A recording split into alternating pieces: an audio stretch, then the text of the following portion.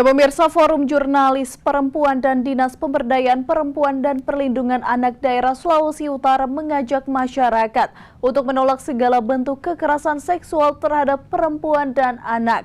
Devitano selaku Kepala Dinas P3A Sulut meminta para korban kekerasan untuk tidak segan melapor. Tindak kekerasan seksual pada perempuan dan anak masih kerap menjadi momok, termasuk di Provinsi Sulawesi Utara.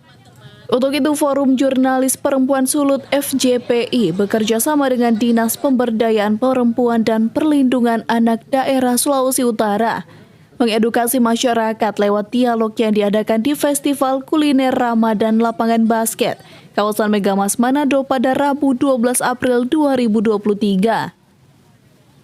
Devitano selaku Kepala Dinas P3A Sulawesi Utara meminta masyarakat untuk tidak segan melaporkan segala bentuk kekerasan seksual. Banyak sekali mungkin ibu-ibu ya ataupun anak-anak ya dan masyarakat yang lainnya tidak tahu bahwasanya kalau terjadi kekerasan baik itu terhadap dirinya dia sendiri ataupun terhadap lingkungannya mau melapor kemana. Kemudian juga ada sikap tadi dari pertanyaan skeptis ya, sikapnya seperti kalau misalnya ada pelaporan apakah akan ditindaklanjuti.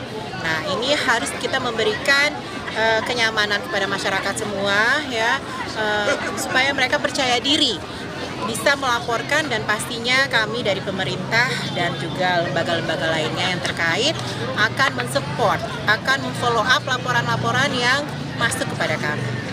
Sementara itu, Susan Palilingan, Ketua FJPI Sulut mengatakan, Forum Jurnalis Perempuan ini hadir untuk membela hak-hak perempuan termasuk jurnalis perempuan. FJPI hadir adalah untuk melindungi jurnalis perempuan.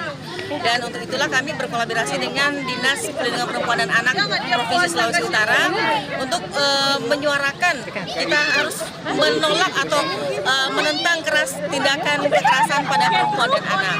Bagi yang ingin melapor tindak kekerasan seksual dapat menghubungi call center 129 UPTD Dinas P3A di daerah dan aparat kepolisian. Regina Mangke melaporkan untuk Kawanua TV.